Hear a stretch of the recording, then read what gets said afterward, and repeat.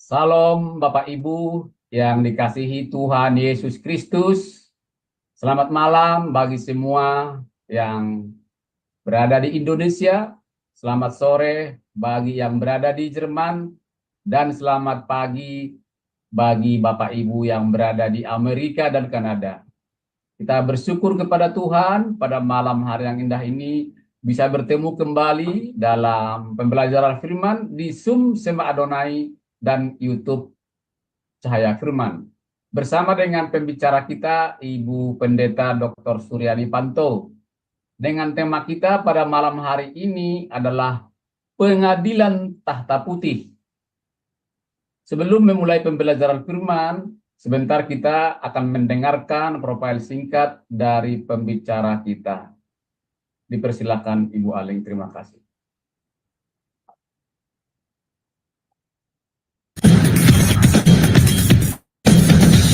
Shalom semua, pada kesempatan kali ini, Sema Adonai dengan bangga memperkenalkan pengajar kita, Ibu Suryani Watimena. Dan berikut adalah profil singkat dari beliau. Ibu Pendeta Dr. Suryani S. Watimena, MTH, lebih dikenal dengan nama Suryani Panto. Lahir di Tanjung Uban, 11 Februari 1962. Beliau mengenyam pendidikan di SD Negeri 1, Tarempario, SMP Gideon Jakarta Utara, SMA Negeri 13 Jakarta Utara, Sarjana Teologi, School for Advanced Studies SAS, Word of Life Philippines, Major Missiology, Torpedo Bible School, Manila, Philippines, Major Missiology, Torpedo South Bible, Reverend Crest Chalet, Estes Farm, Colorado, USA, STT Inalta, Magister Theology, STT IKAT, Pasca Sarjana, Doctoral Ministry, Konversi Proses to DTH. Pengalaman pelayanan.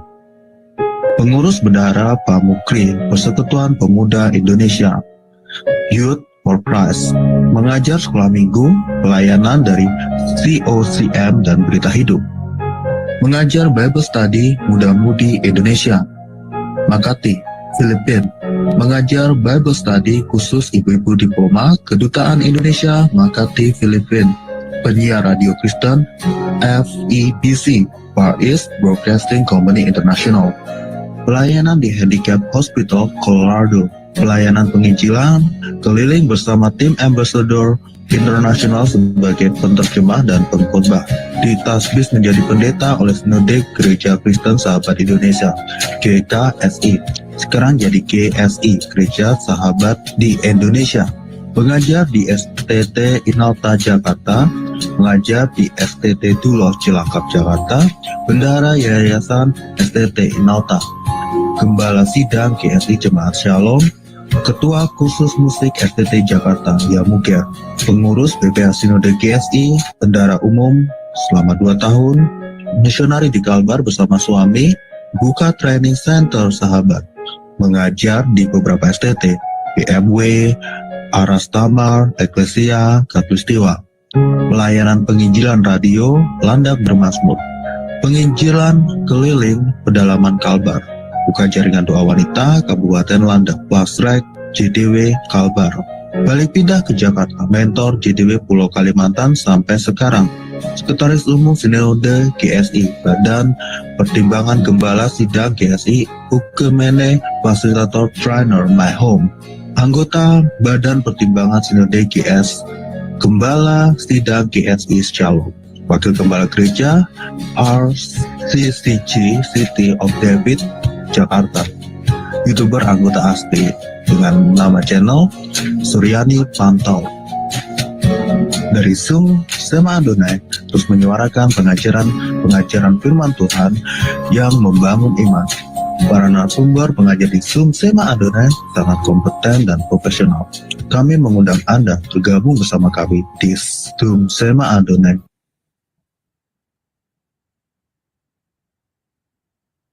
Itulah profil singkat dari pembicara kita pada malam hari ini. Baik Bapak Ibu, saya akan menyapa beliau. Salam, selamat malam Ibu Suryani, apa kabar? Ya, shalom, puji Tuhan, baik Pak. Ya, puji Tuhan, kiranya Ibu tetap sehat dan selalu dalam penyertaan Tuhan di dalam setiap pekerjaan dan pelayanannya. Dan sekarang waktu selanjutnya saya serahkan kepada Ibu untuk memaparkan tema kita pada malam hari ini sekaligus diawali dengan doa. Terima kasih, Ibu. Ya, shalom. Shalom teman-teman di mana saja Anda berada. Ya, puji Tuhan. Ya, Oh, mereka ngajak sambil jalan. Gak usah aku bilang. saya Ngajak. ada ini. Ya, saudara yang kekasih di dalam nama Tuhan Yesus, kita mengucap syukur kepada Tuhan ya untuk firman Tuhan yang akan kita dengar, kita pelajari. Mari kita berdoa. Bapa, kami sungguh mengucap syukur kepadamu ya Tuhan.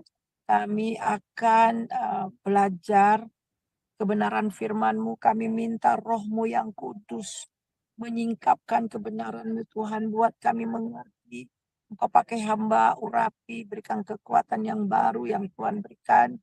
Kami minta ya Tuhan supaya apa yang keluar dari yang penuh dengan kekuatan ini, Tuhan sendiri yang berkata-kata sehingga membawa rema buat kami semua, dan kami semakin teguh iman kami kepada Tuhan. Seluruh jam pelajaran ini kami serahkan ke dalam tangan-Mu. Pakai moderator, pakai multimedia, pakai semua yang bertugas. Terima kasih dalam nama Yesus. Haleluya. Amin. Saudara yang kekasih, kita akan membuka Alkitab kita dari Ibrani pasal 9 ayat 27 sampai 28. Demikian bunyinya. Dan sama seperti manusia ditetapkan untuk mati hanya satu kali saja, maaf ya. Dan sama ya. Maksudnya buka ya. Ya. Dan sama seperti manusia ditetapkan untuk mati hanya satu kali saja, dan sesudah itu dihakimi, demikian pula Kristus hanya satu kali saja mengorbankan dirinya untuk menanggung dosa banyak orang.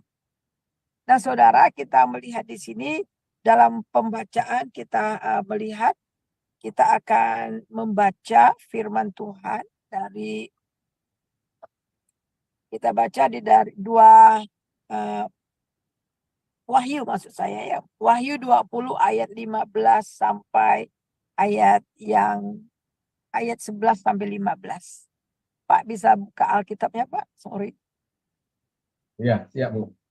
Saya baca, Bu, ya. Iya.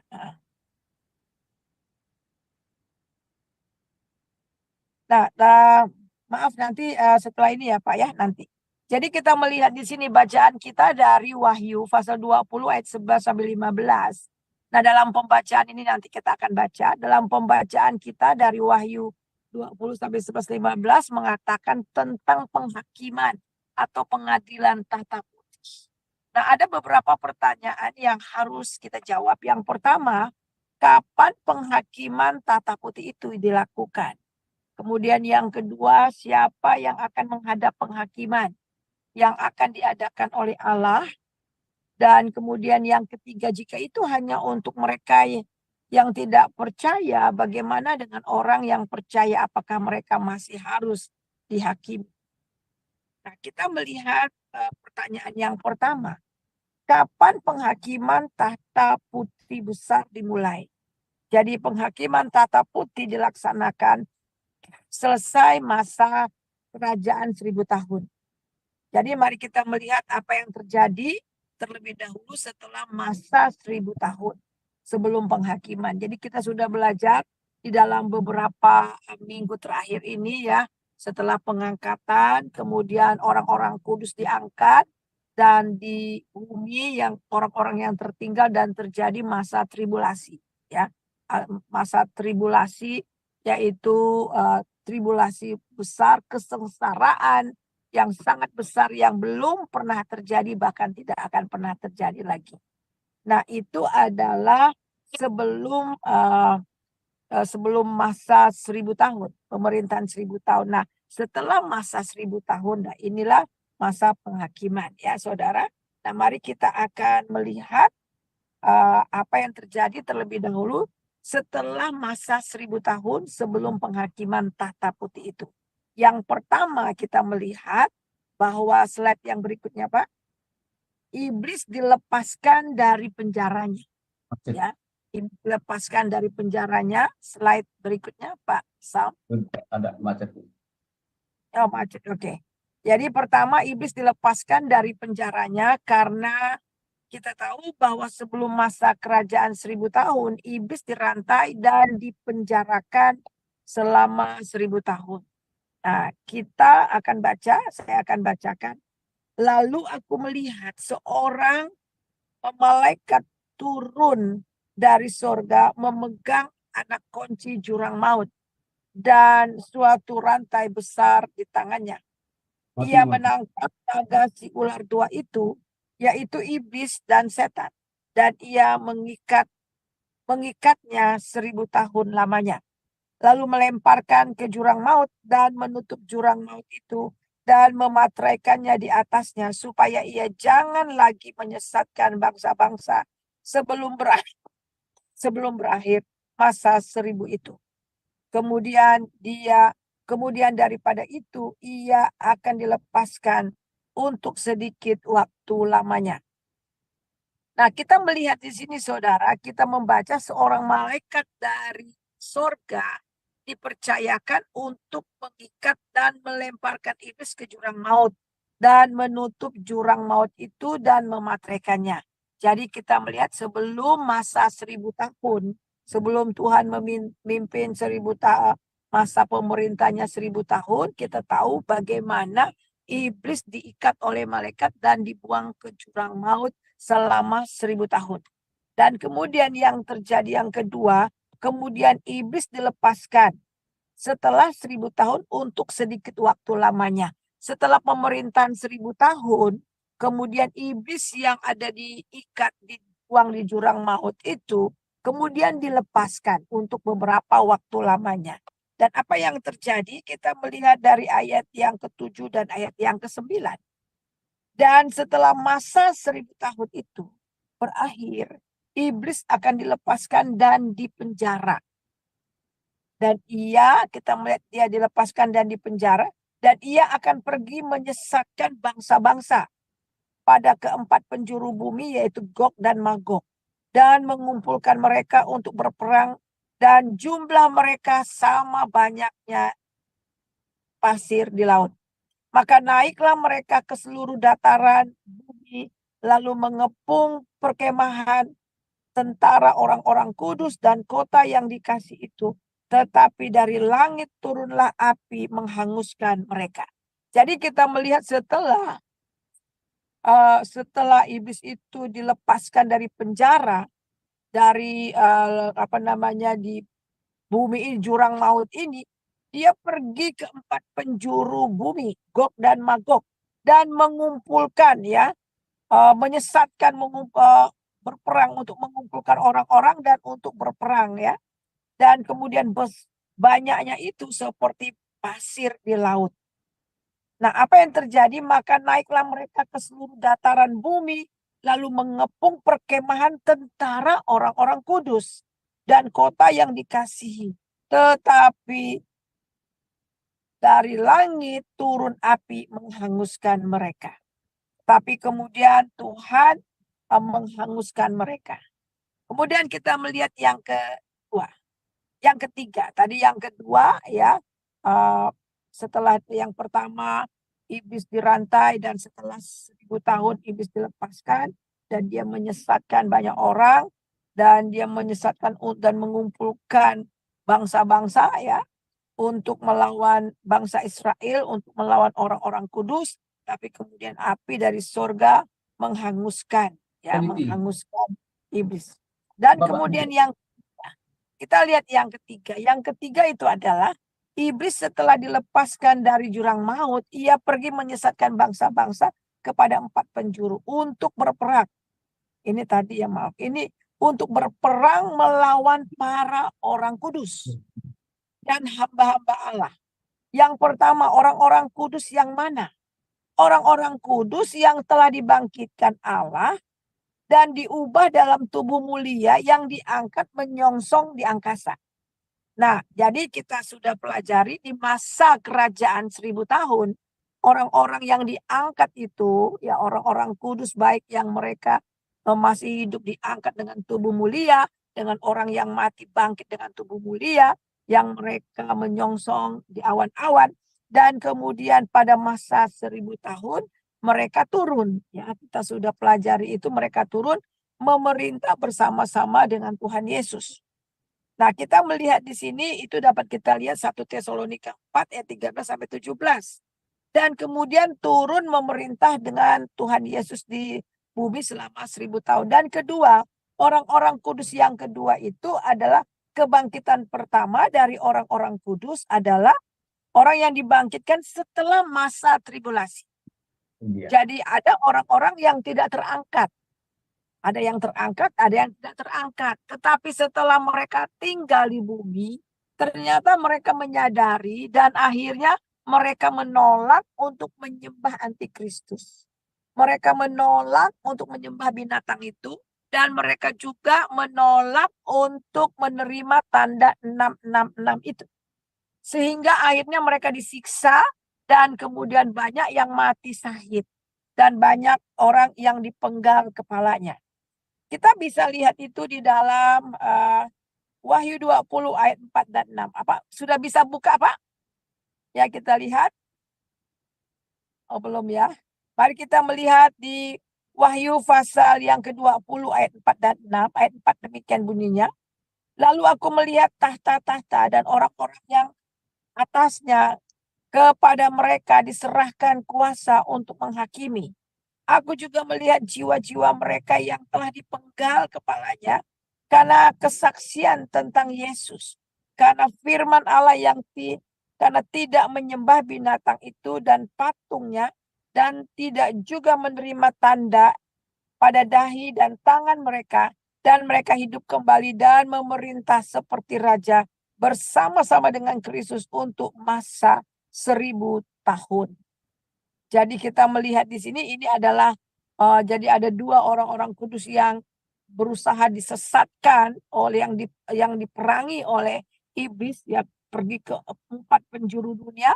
Orang-orang kudus yang naik ketika yang pengangkatan, dan juga kita melihat di sini juga orang-orang kudus, ya, orang-orang kudus yang dibangkitkan pada waktu masa tribulasi terakhir. Nah, kita melihat slide yang berikutnya, slide yang ke-6. Slide yang ke-6 kita melihat, tetapi orang-orang mati yang lain tidak bangkit sebelum berakhir masa yang 1000 tahun. Inilah kebangkitan yang pertama. Nah, saudara, jadi kita melihat orang-orang yang percaya inilah yang dibangkitkan. Baik itu orang percaya pada fase yang pertama kedatangan Tuhan Yesus, ketika Tuhan Yesus di awan-awan mengangkat mereka, dan juga kebangkitan orang-orang yang setia sampai mati di masa tribulasi. Nah, kemudian saudara di sini dikatakan bahwa ada orang yang tidak dibangkitkan. Siapa mereka yang tidak dibangkitkan? Mereka yang tidak dibangkitkan baik pada waktu Tuhan Yesus datang ke masa tribulasi. Masa tribulasi atau masa pengangkatan. Karena apa? Karena mereka tidak percaya. Jadi mereka tidak mengalami kebangkitan. Nah, mereka akan dibangkitkan setelah Tuhan mau menghukum, setelah takhta putih. Ya, sekarang nanti ini kita lihat. Dan kemudian mereka dibangkitkan untuk dihakimi dan untuk dihukum selamanya. Jadi orang-orang yang tidak percaya Kristus belum dibangkitkan, mereka akan dibangkitkan setelah masa pemerintahan 1000 tahun dan menghadap pengadilan takhta putih untuk diadili dan dihukum, saudara. Nah, jadi kebangkitan pertama orang kudus yang kedua, orang kedua atau bagian yang kedua adalah orang-orang kudus itu adalah orang-orang yang bertahan setia sampai mati. Saat masa kesukaran besar, mereka yang menolak menyembah binatang dan menerima tanda pada dahinya sehingga mereka dibunuh. Namun Tuhan membangkitkan mereka. Wah, luar biasa dahsyat ya, saudara. Jadi Tuhan membangkitkan mereka. Kita lihat di dalam ayat yang ke-6. Ya, kita lihat ayat yang ke-6, mungkin Pak Sam bisa minta tolong, bisa minta tolong.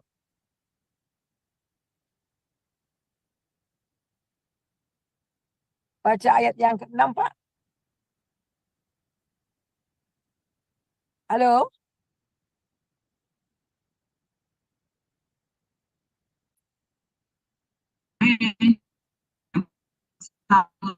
Ya Ibu, aku yang baca. Oke. Ya, baik. Aku nggak bisa.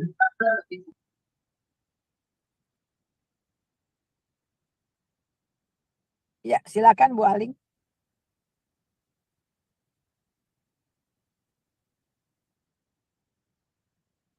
Oh, baik. Kalau susah ya. Oh, baik, Pak. Bu. Nanti saya baca saja deh ya.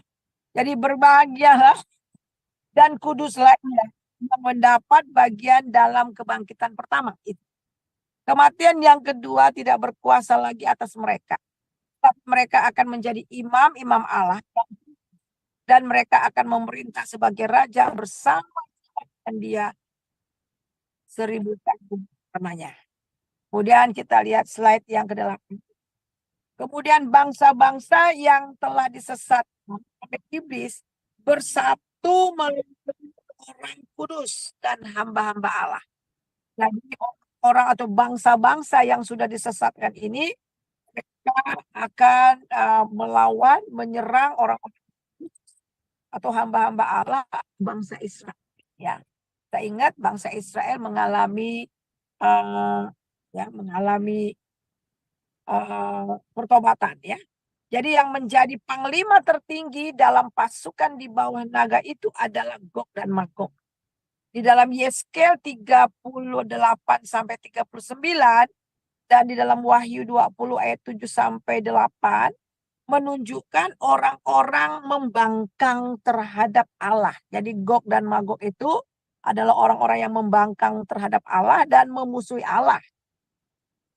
Itu dapat saudara lihat di dalam Yeskel 30 pasal 38 sampai 39. Nah, kita melihat Gog akan dibinasakan. Di dalam Yeskel ini juga dikatakan bahwa Gog ini akan dibinasakan oleh Allah itu sendiri. Atas gunung-gunung Israel dihancurkan begitu parah sehingga diperlukan 7 bulan untuk mengubur semua mayatnya. Yeskel 39 ayat 11 sampai 12. Jadi dalam Wahyu 20 ayat 8 sampai 9, mereka yang melawan orang-orang kudus akan dihanguskan dengan api yang turun dari langit. Dan kita lihat di dalam Yeskel 39 ayat 11 sampai 12, saya akan bacakan. Slide yang berikutnya, slide yang ke-9. Maka pada hari itu aku akan memberikan kepada Gog suatu tempat di mana ia akan dikubur di Israel, yaitu lembah penyeberangan di sebelah timur dari laut, dan kuburan itu akan menghalangi orang-orang yang menyeberang. Di sana Gog akan dikubur dengan semua halayak ramai yang mengikutinya, dan tempat itu akan disebut lembah halayak ramai Gog. Kaum Israel akan mengubur mereka selama 7 bulan dengan maksud mentahirkan tanah itu. Dan ia akan pergi menyesatkan bangsa-bangsa dari keempat penjuru bumi, yaitu Gog dan Magog, dan mengumpulkan mereka sama dengan banyaknya pasir di laut. Maka naiklah mereka ke seluruh dataran bumi lalu mengepung perkemahan tentara orang-orang kudus dan kota yang dikasih itu. Tetapi dari langit turunlah api menghanguskan mereka. Jadi ketika mereka menyerang orang-orang kudus dan bangsa Israel, kita melihat ya. Dan akhirnya kita melihat Tuhan sendiri yang akan menghanguskan mereka dengan api yang turun dari langit. Nah, slide yang ke-11 kita melihat yang kelima, peristiwa kelima yang terjadi di masa ini ya. Di masa setelah masa 1000 tahun, iblis binatang antikristus, yaitu binatang atau antikristus, dan nabi palsu itu ya, slide yang ke-11 Bu ya. Dan nabi palsu itu kemudian akan dilemparkan ke lautan api. Dilemparkan ke lautan api dan disiksa siang dan malam selama-lamanya. Jadi iblis, kita lihat antikristus, kemudian nabi palsu itu akan dibuang ke lautan belerang, lautan api selama-lamanya. Ayat yang ke-10 dari Wahyu 20. Dan iblis yang menyesatkan mereka dilemparkan ke dalam lautan api belerang, yaitu tempat binatang dan nabi palsu itu. Dan mereka disiksa selama-lamanya. Jadi kita melihat di sini, jadi iblis antikristus ya, atau setan itu dan antikristus itu serta nabi palsu itu dilempar selama-lamanya ke lautan. Kemudian mari kita melihat setelah, ini adalah setelah. Pas setelah masa 1000 tahun yang terjadi. Jadi bangsa-bangsa yang membangkang kepada Tuhan, yang disesatkan oleh iblis dan menyerang orang-orang kudus akan dihanguskan, dan termasuk juga iblis ya. Kita juga iblis dan antikristus nabi palsu itu kemudian dilemparkan ke lautan api selama-lamanya. Nah, sekarang baru masuk ke dalam tata putih pengadilan. Setelah peristiwa itu terjadi, masuk ke dalam tata putih pengadilan Kristus atau tata putih penghakiman Kristus. Kita lihat setelah iblis, Kristus membinasakan iblis, tibalah penghakiman itu menjadi hari yang besar karena semua orang harus menghadap tata putih pengadilan. Nah, saudara, disinilah orang-orang yang tidak percaya kepada Kristus dibangkitkan. Jadi mereka dibangkitkan untuk menghadap tahta putih pengadilan Kristus. Kita lihat slide yang berikutnya. Penghakiman tahta putih Wahyu 20 ayat 11-15 kita sudah baca tadi. Merupakan penghakiman terakhir sebelum orang-orang yang tidak percaya Yesus atau yang terhilang dilemparkan ke dalam lautan api untuk dihukum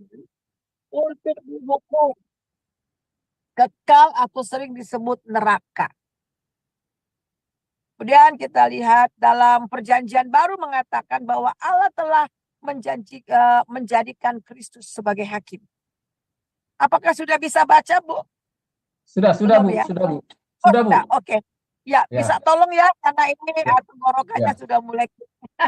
Ya, baca Yohanes ayat 22 dan 27. Silakan, Pak.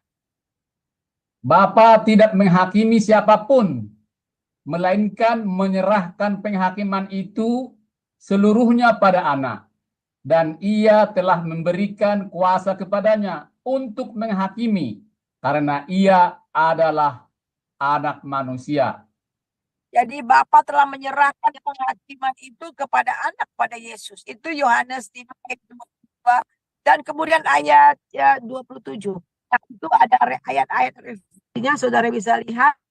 Yohanes 9 ayat 39, Kisah Rasul 10 ayat 42, kemudian Yohanes 17 ayat 31, 2 Korintus 5 ayat 10, 2 Timotius 4 ayat 1, dan 1 Petrus 4 ayat yang kelima. Nah, kita lihat slide yang berikutnya. Namun dalam beberapa ayat Alkitab, ya beberapa bagian Alkitab mengatakan bahwa Kristus datang bukan untuk menghakimi. Yohanes 3 ayat 17-21, kemudian pasal 12 ayat 47 dan 48. Akan tetapi untuk menyelamatkan, namun fakta khusus bagi mereka yang menolak Kristus. Maka ia akan mendatangkan hukuman bagi dirinya sendiri, ya, bagi orang-orang yang tidak percaya. Kita akan lihat itu di slide yang berikutnya, Pak. Silakan baca di dalam Yohanes pasal, tadi kita lihat Yohanes pasal 3 ayat 17 sampai 21. Sebab Allah mengutus anaknya ke dalam dunia bukan untuk menghakimi dunia, melainkan untuk menyelamatkan oleh Dia. Barang siapa percaya kepadanya, ia tidak akan dihukum.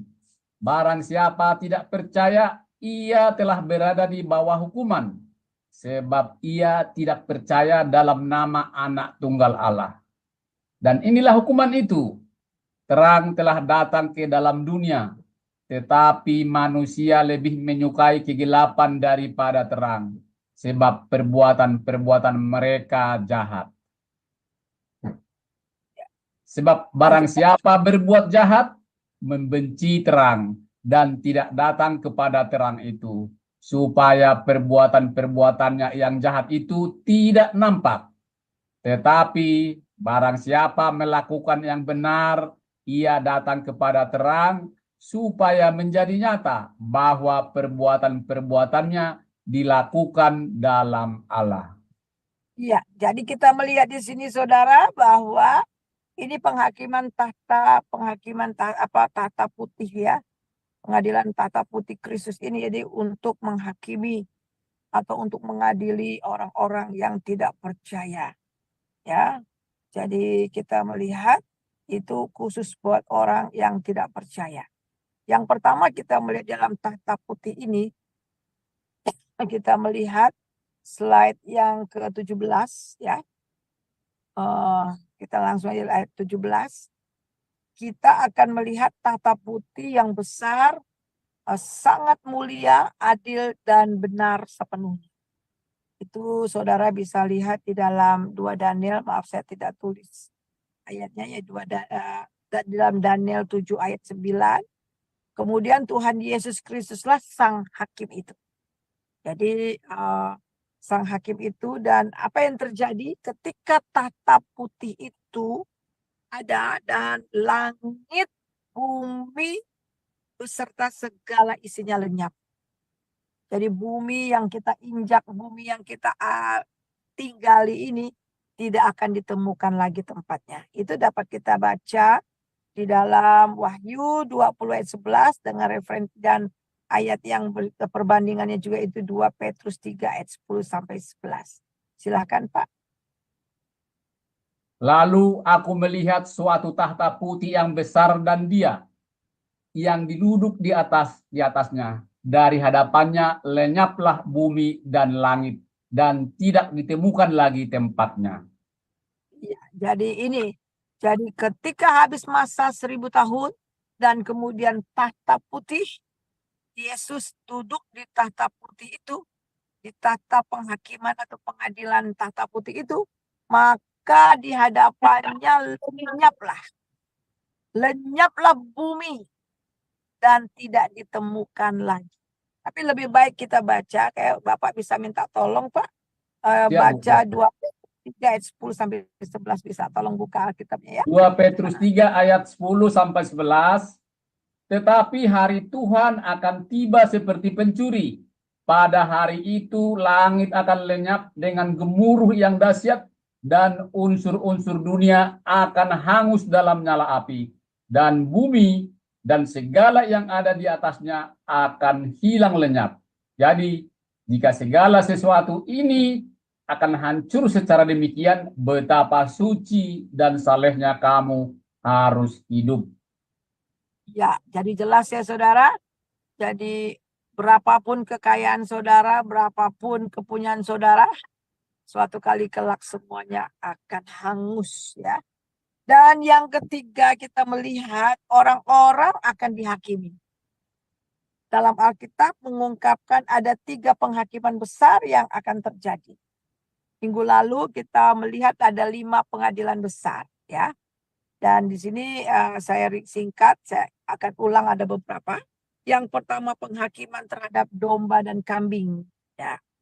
Ya, atau penghakiman bangsa-bangsa. Mari kita baca, Bapak bisa tolong buka Pak. Di Matius 25 ayat 31 sampai 36. Matius 25 ayat 31 sampai 36. Ya, 36. Apabila Anak Manusia datang dalam kemuliaannya dan semua malaikat bersama-sama dengan dia, maka ia akan bersemayam di atas tahta kemuliaannya.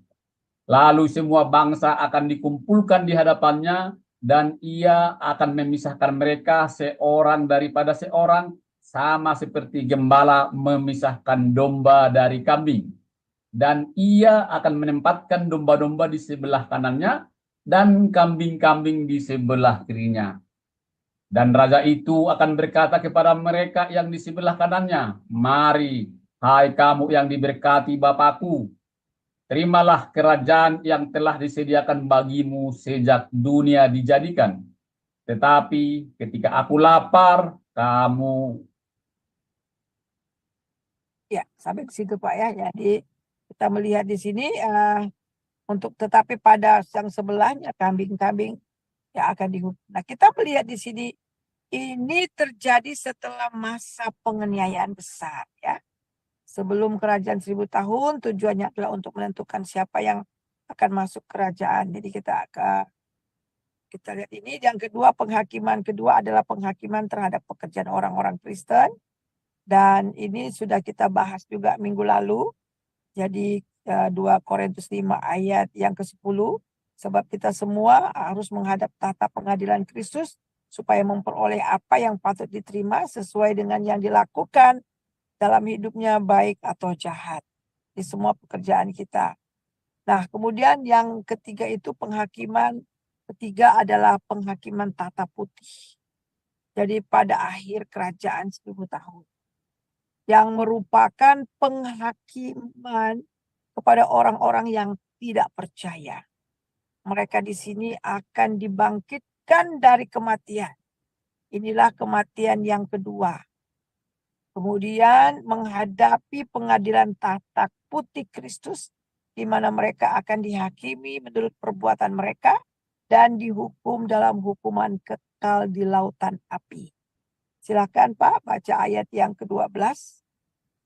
Dan aku melihat orang-orang mati, besar, kecil, berdiri di depan tahta itu, lalu dibuka semua kitab, dan dibuka juga sebuah kitab lain, yaitu kitab kehidupan. Dan orang-orang mati dihakimi menurut perbuatan mereka, berdasarkan apa yang tertulis di dalam kitab-kitab itu. Iya, jadi saudara jelas ya, kita akan melihat bahwa orang-orang mati, baik orang besar, orang kecil, berdiri di hadapan tahta. Lalu dibuka semua kitab. Ada kitab, kita lihat kitab kehidupan dan juga perbuatan-perbuatan, semua dicatat berdasarkan apa yang tertulis dalam Alkitab, dalam kitab itu. Kita melihat slide yang berikutnya, kita coba baca. Itu di dalam ayat yang ke-13, 14, 15. Maka laut menyerahkan orang-orang mati yang ada di dalamnya, dan maut dan kerajaan maut menyerahkan orang mati yang ada di dalam ia, dan mereka dihakimi masing-masing menurut perbuatannya. Lalu maut dan kerajaan maut itu dilemparkanlah ke dalam lautan api. Itulah kematian kedua, lautan api. Dan setiap orang yang tidak ditemukan namanya tertulis di dalam kitab kehidupan itu, ia dilemparkan ke dalam lautan api itu. Iya, jadi kita melihat ya saudara bahwa laut menyerahkan orang-orang yang mati di dalamnya. Ya dulu ada beberapa kali ya pesawat jatuh ya. Pesawat jatuh dan kemudian banyak orang yang mati di dalamnya. Ya, dan dimanapun orang-orang mati yang di luar Kristus ya. Mau matikah itu mati di laut atau mati dibakar atau mati apa. Dan semua mereka akan dibangkitkan dengan tubuh. Ya, tubuh tidak dapat binasa. Kalau orang percaya dibangkitkan, kebangkitan yang pertama mereka dibangkitkan dengan tubuh kemuliaan. Tetapi orang-orang yang mati di luar Kristus, mereka akan dibangkitkan dengan tubuh kebinasaan. Mereka tubuh secara fisik ini tidak akan mati-mati. Ya, walaupun dibakar, walaupun di apapun tidak akan tidak akan binasa. Kata binasa dalam Alkitab itu menunjukkan sudah tidak dapat dipakai sesuai dengan sasaran. Ya, itu artinya, saudara. Bukan binasa langsung masuk api neraka mati seperti orang mati. Kalau gitu enak, nggak ngerasain apa-apa. Tetapi beberapa Alkitab mencatat bahwa orang yang masuk ke dalam api neraka itu penuh dengan gertak gigi. Ya. Gertak gigi karena kesakitan yang sangat luar biasa. Disiksa. Jadi mereka mengalami siksa fisik. Roh mereka, jiwa mereka, tubuh mereka benar-benar mengalami siksaan. Nah, kemudian lalu maut dan kerajaan maut dilemparkan. Siapa itu kebinasaan, saudara? Kerajaan maut itu kemudian, itu iblis itu dilemparkan dalam lautan api. Itulah kematian kedua. Yaitu kematian yang kedua. Kematian yang pertama itu adalah kita melihat mati secara rohani. Dia masih hidup secara fisik. Tapi kalau orang itu sampai mati, sampai dia menghembuskan nafasnya, dia belum pernah bertobat dan belum sempat terima Yesus sebagai Tuhan dan Juru Selamat. Ketika dia mati itu, saudara, tidak ada lagi pengampunan. Tidak ada lagi penebusan buat orang yang sudah mati, yang belum bertobat. Dan kemudian mati kedua ini ketika menghadapi tahta putih. Mereka akan terhilang, mereka akan dilemparkan ke dalam lautan api selama-lamanya. Itulah kematian yang kedua. Dan setiap orang, dan kemudian bagaimana? Setiap orang yang tidak terdapat namanya atau tidak ditemukan namanya tertulis dalam buku kehidupan itu, mereka akan dilemparkan ke lautan api. Jadi saudara, mari kita lihat slide yang berikutnya. Perhatikan dalam ayat di atas ada dua kitab yang disebutkan. Yang pertama kitab perbuatan dan kitab kehidupan. Kita baca Yesaya 65 ayat yang ke-6. Pertama Yesaya 56 ayat 8. Silakan Pak. Yesaya 56 ayat 8. Sengsaraku, engkaulah yang menghitung-hitung.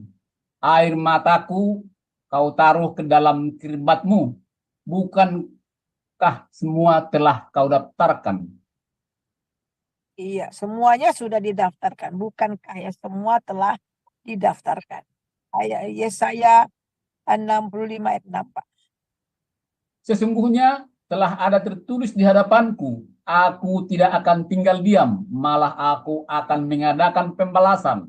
Ya, pembalasan terhadap diri mereka. Jadi semua tercatat. Ternyata apa yang kita lakukan terang-terangan atau tersembunyi semuanya dicatat.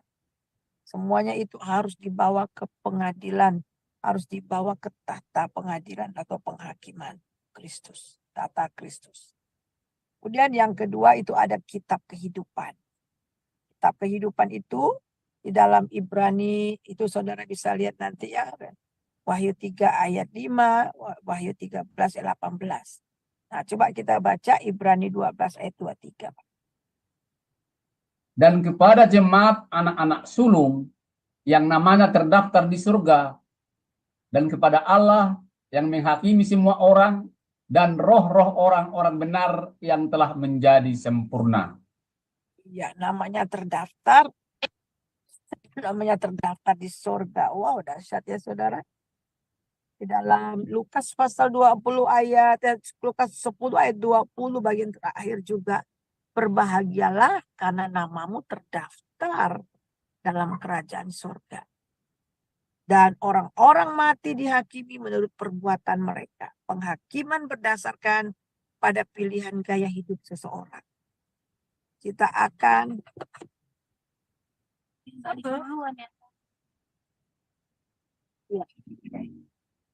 Ya, maaf ya, saudara. Jadi kita melihat di sini, saudara, bahwa setiap orang akan dihakimi menurut perbuatan mereka. Jadi penghakiman berdasarkan pada pilihan gaya hidup.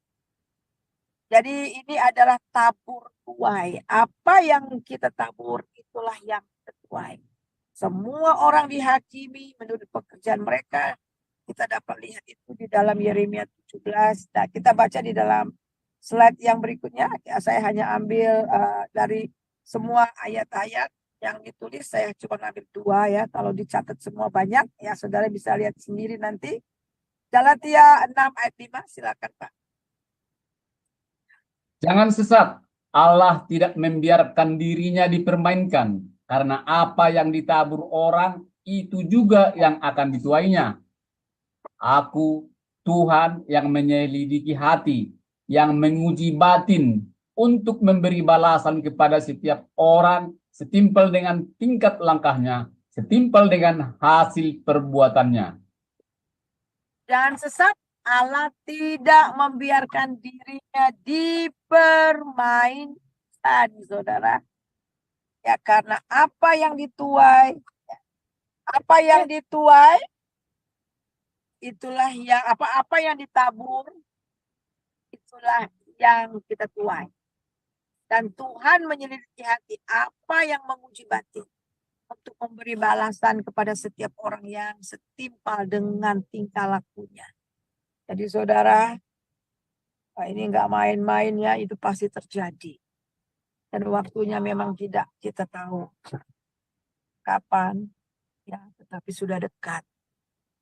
Tapi puji nama Tuhan, kita yang sudah ditebus oleh darah Yesus, kita tidak akan mengalami masa-masa ini. Kita melihat di dalam Wahyu 20 ayat 13, laut, ada kata laut dan maut. Laut dan maut. Jadi Hades menyerahkan orang-orang mati yang ada di dalamnya. Jelas semua orang yang mati disimpan di tempat yang berbeda. Kita lihat orang mati disimpan di tempat yang berbeda. Itu di mana? Di bawah bumi. Ya saudara. Jadi ketika orang mati di Hades, satu di tempat orang yang percaya Tuhan Yesus, itu di pangkuan Bapak Abraham. Dan orang yang tidak percaya pada Tuhan Yesus itu di alam maut. Dan itu sudah disiksa. Ya, sebelum Tuhan Yesus nanti datang dan membangkitkan mereka. Bangkitkan kedua untuk diadili dan dihukum. Jadi nanti semua orang mati akan berdiri di hadapannya. Tadi kita sudah baca 14, laut dan kerajaan maut dilemparkan ke dalam lautan api. Maut adalah upah dosa dan musuh besar umat manusia. Namun telah dikalahkan oleh Tuhan Yesus. Kita lihat slide yang berikutnya, silakan baca. Kita baca Pak di dalam ayat.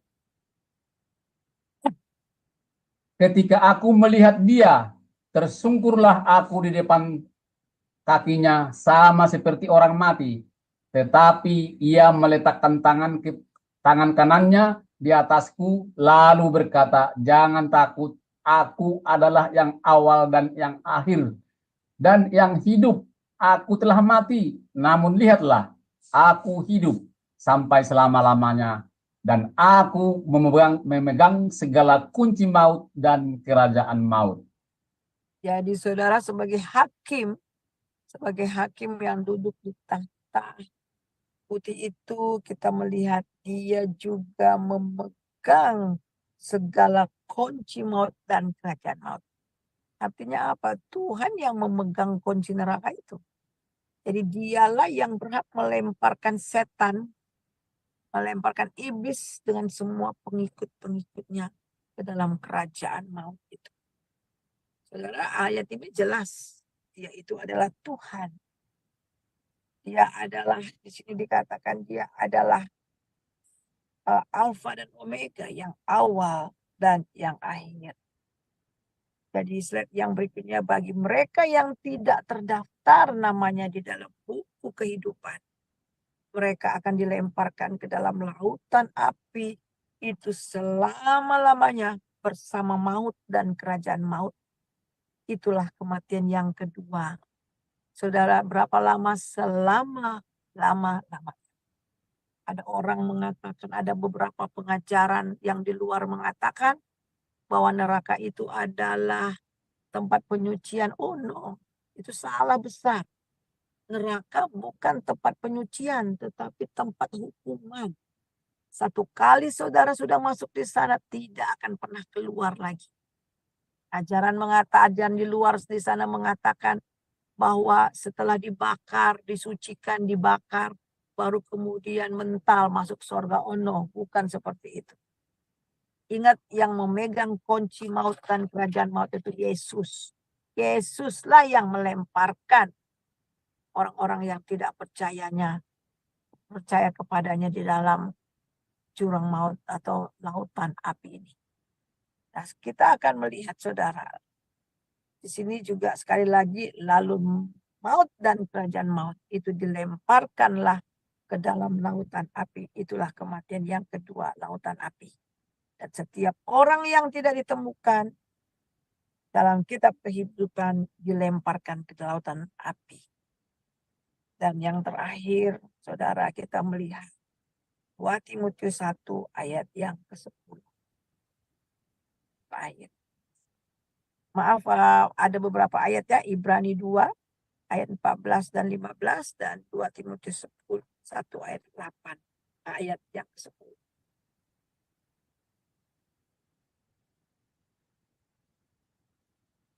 Dibaca, Bu. Iya, silakan. Karena anak-anak itu adalah anak-anak dari darah dan daging, maka ia juga menjadi sama-sama dengan mereka dan mendapat bagian dalam keadaan mereka, supaya oleh kematiannya ia memusnahkan dia, yaitu iblis yang berkuasa atas maut. Dan supaya dengan jalan demikian ia membebaskan mereka yang seumur hidupnya berada dalam perhambaan oleh takutnya kepada maut, dan yang sekarang dinyatakan oleh kedatangan juru selamat kita Yesus, yang oleh Injil telah mematahkan kuasa maut dan mendatangkan hidup yang tidak dapat binasa. Saudara. Jadi saudara, kita sudah melihat di sini. Oleh sebab itulah Yesus harus datang ke dunia. Dia adalah firman yang menjadi daging. Supaya lewat dagingnya dia mengalahkan maut di atas kayu salib. Jadi mereka yang sudah percaya pada Tuhan Yesus, mereka berpindah dari dalam maut ke dalam hidup. Sehingga ketika Tuhan Yesus datang kedua kali, kita tidak akan mengalami maut itu. Amin. Mari kita berdoa, mengucap syukur. Masih ada waktu beberapa, mungkin bisa 10 menit untuk memberikan masukan dan juga memberikan tanggapan atau pertanyaan. Saya berikan 10 menit sebelum kita berakhir. Kita mau berdoa mengucap syukur untuk firman Tuhan. Minta dengan hormat Ibu Heni mengucap syukur untuk firman Tuhan. Silakan, Bu. Ya, mari kita satukan hati di dalam doa. Bapa Surgawi yang kami sembah di dalam nama Tuhan Yesus, kami mengucap syukur ya Bapa, kalau saat ini kami boleh belajar tentang firman-Mu yang disampaikan oleh Ibu Suryani. Bapa, kami gentar ya Tuhan. Kami mengalami satu pergumulan untuk kami mempertahankan iman kami dan hidup kami benar di hadapan-Mu. Bapa, bantu kami agar di dalam kehidupan rohanian kami, Engkau pegang kami ya Bapa. Jangan izinkan kami jauh dari Engkau. Bapa, karena kami mau Tuhan, waktu di saat-Mu datang nanti, dan waktu kami masuk di dalam tahta suci-Mu, kami Engkau dapatkan benar ya. Turunkanlah belas kasihan-Mu kepada kami, Tuhan. Jangan izinkan kami jauh dan pimpin kami terus. Bantu kami ya Bapa, agar kehidupan kami betul-betul layak di hadapan-Mu. Saat ini Bapa, kami mau berdoa untuk Ibu Suryani. Bapa, Engkau melihat hamba-Mu yang begitu setia di dalam posisinya yang saat ini dia sedang ada di parkiran rumah sakit ya Tuhan, habis mendoakan jemaatnya yang telah meninggal. Tuhan, hamba berdoa biarlah Engkau melihat apa yang diberikan Ibu Suryani menjadi persembahan yang baik, yang harum, sacrifice ya Tuhan di hadapan-Mu. Mari Bapak Engkau memberkati Ibu Suryani saat ini di dalam nama Yesus. Biarlah Engkau limpahkan berkat-berkat khusus bagi hamba-Mu ini Tuhan. Bapak, hamba juga berdoa ya Tuhan untuk Ibu Suryani. Nanti Tuhan setelah pengajaran ini dia akan kembali ke rumah dengan perjalanan yang cukup jauh. Hamba mohon ya Tuhan Engkau melindungi hamba ini sehingga dia tiba di rumah dengan tidak kekurangan satu apapun. Bahkan dengan tubuh yang letih Tuhan Engkau menyegarkan tubuhnya. Bapak, hamba berdoa bagi setiap teman-teman yang mengikuti siaran tunda atau yang sedang mengikuti live streaming. Biarlah Engkau juga memberkati mereka sama seperti Engkau memberkati kami. Bapa, kami kembalikan syukur dan hormat hanya bagi nama. Di dalam nama Tuhan Yesus kami berdoa. Amin. Amin. Terima Ya, kasih Ibu Suryani. sama-sama. Silakan kalau ada yang mau Amin. kasih saya. Terima kasih Ibu Heni atas doa respon firman Tuhan. Baik, terima kasih juga Ibu Suryani atas pemaparannya pada malam hari ini. Perlu saya jelaskan Bapak Ibu, dalam pemaparan tema pada malam hari ini, pembicara kita dalam pelayanan di rumah sakit, bahwa beliau itu berada di dalam mobil, jangan salah paham nanti. Dan namun demikian ada juga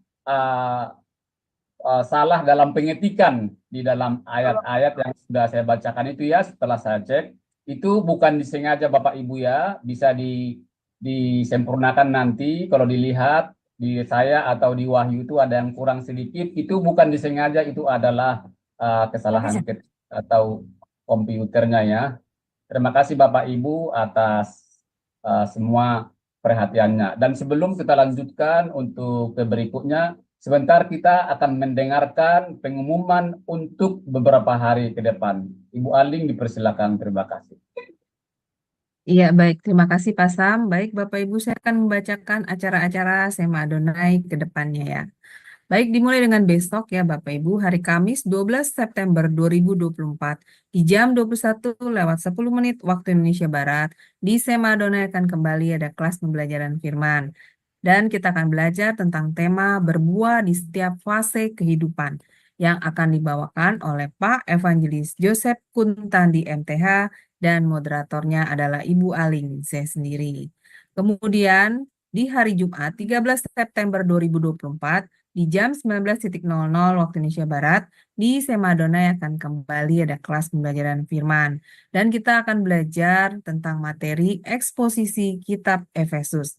Dan ini sudah masuk sesi yang ketiga ya Bapak Ibu, dengan tema bertumbuh dalam pengenalan akan Allah. Diambil dari Nats Efesus 1 ayat 15 sampai dengan 23.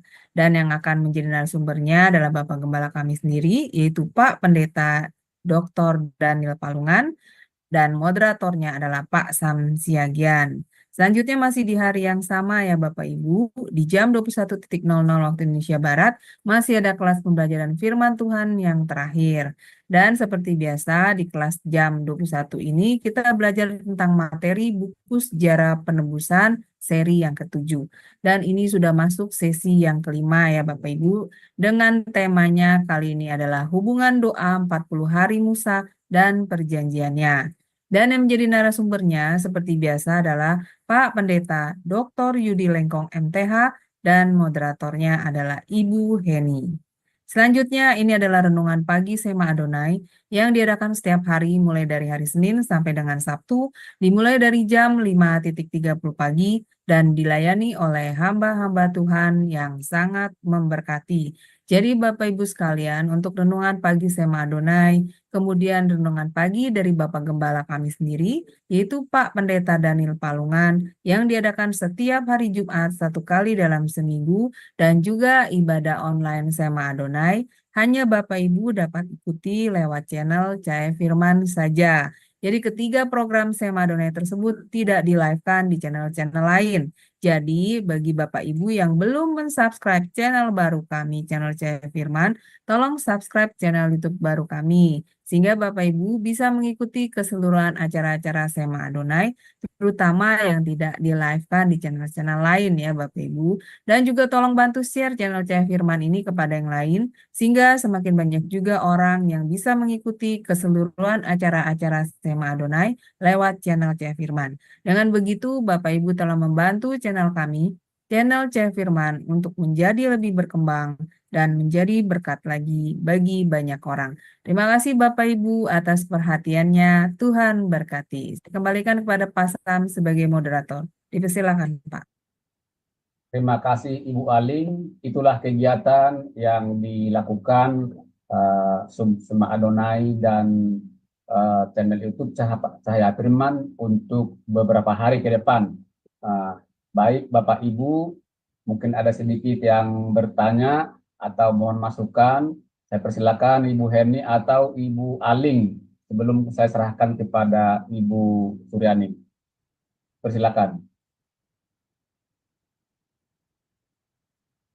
Pas dulu Pak. Pas dulu Pak Sam. Iya, terima kasih. Ya, terima kasih semua Bapak Ibu. Seperti yang saya umumkan tadi, ada trouble di dalam laptop saya. Tadi sempat terhambat, sempat keluar, dan kalau ada kekurangan, Zoom Sema Adonai atau YouTube Cahaya Firman selalu ada setiap hari dari hari Senin sampai hari Sabtu, dan di hari Minggu ada ibadah Sema Adonai di jam 19 waktu Indonesia bagian Barat. Kalau ada pertanyaan-pertanyaan atau menanyakan tema-tema kami, nanti bisa disampaikan minggu depan pada hari yang sama. Atas perhatian Bapak Ibu, itulah pemaparan firman Tuhan dengan tema kita pada malam hari ini, Pengadilan Tahta Putih. Baik Ibu Suryani, karena waktu sudah hampir habis dan Ibu masih melanjutkan pulang ke rumah, kalau ada masih tambahan, mohon ditambahkan sebagai closing statement dan ditutup dengan doa berkat. Saya persilakan Bu, terima kasih.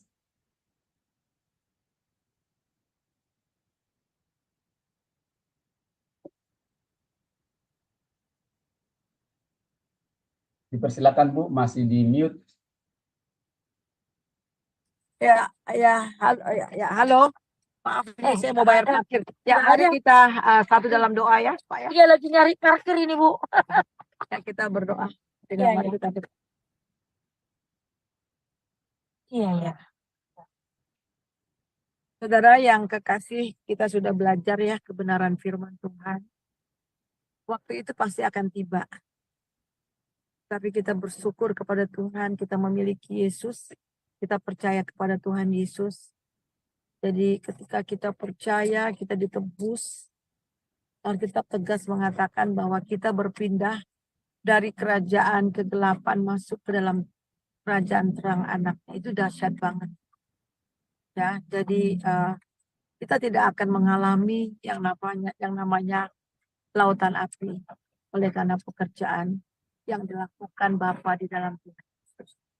Sebab itu selama masih ada waktu kita di dunia ini, pergunakan kesempatan itu dengan sungguh-sungguh, terus membangun hubungan dengan Tuhan, dan terus memberitakan kabar baik supaya banyak orang yang ditarik dari neraka kepada sorga.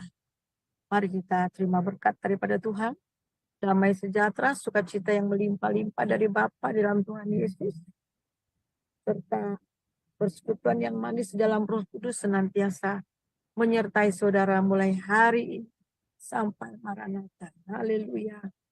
Amin. Amin. Baik, Ibu Suryani, terima kasih pengajarannya pada malam hari ini. Kiranya menjadi berkat bagi kami semua yang mendengarkan di kelas Zoom maupun di live streaming. Sampai di sini pembelajaran kita, Bapak Ibu. Selamat malam. Tuhan Yesus memberkati. Salam.